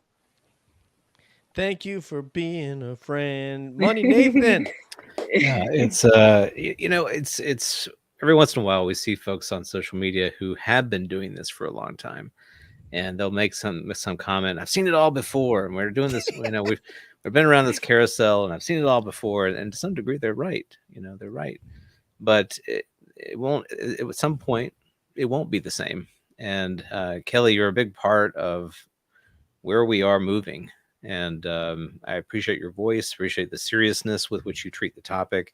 How much dedication you put into your show. They're so well crafted. It's incredible what you do, and that you do it so consistently. That's really hard. People don't understand. We've got this show, and we do shows, but it's hard to do them over and over again. Eventually you kind of feel like, all right, how do I change this? Or, is it getting stale? How do I keep it going? But you're doing just an incredible job. It's only getting better with age, and that's the sign of a truly great product. So, Kelly, thank you so much, and I look forward to watching where it goes and being hopefully as close to the front line, for this show as possible. So, Nathan, thank you so much. You're the sweetest. I appreciate you so much and your voice in the community, and yeah, you're just the best. Yeah, I was gonna say, Nathan. In sports radio, because I grew up listening to radio from the mid '80s on, and they'd say, I could do what the sports show does, and they'd say everybody's got 3 hours in them. See if you can do that 5 days a week.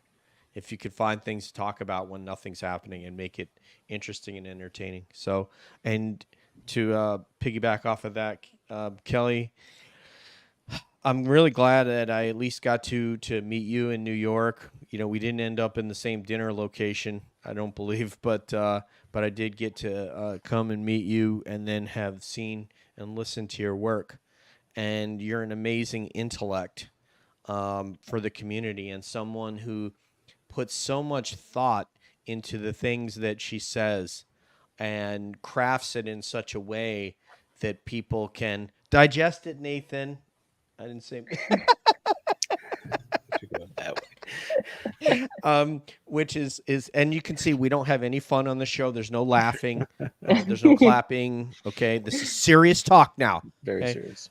But yeah, you do that in a way where it can be very instructive for people that are brand new to the topic, or people that think that they have it figured out, because I think, as one of the panelists said, we're just not, nobody's got it all figured out. I mean, it doesn't matter. I think it was Nathan, no matter how long they've been around. But so from that standpoint, knowing how talented that you are at this, and that you're obviously working on another book, and you will put another book out, I think, right?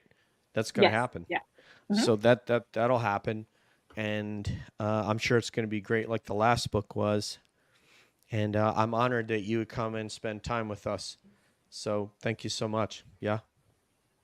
Oh my gosh, DJ, thank you so much. I appreciate all of you guys so much, and it means so much to me. I really think that what you've created here is so special. I've said this to other people, and so I should really say it to you. I try not to say nice things about people behind their back and not eventually say it to their face. But but I really feel like what you guys have created here, it feels sort of like the living room of UFO Twitter in like the best way. Like it feels like the house with the cool mom and the good snacks, where everybody comes to gather. Yeah, it's a delight to listen to, and I love putting you guys on sometimes and just listening. And I love the heart that you bring to this, and the authenticity, and just it's a beautiful thing, and you guys are creating something so wonderful for this community, and I'm just grateful to all of you. I'm grateful to know you, and I hope to know all of you better in the future. We'll get together. I hope we still get to do that Ohio thing, right? And Nathan and I will come up there and cut it up with you.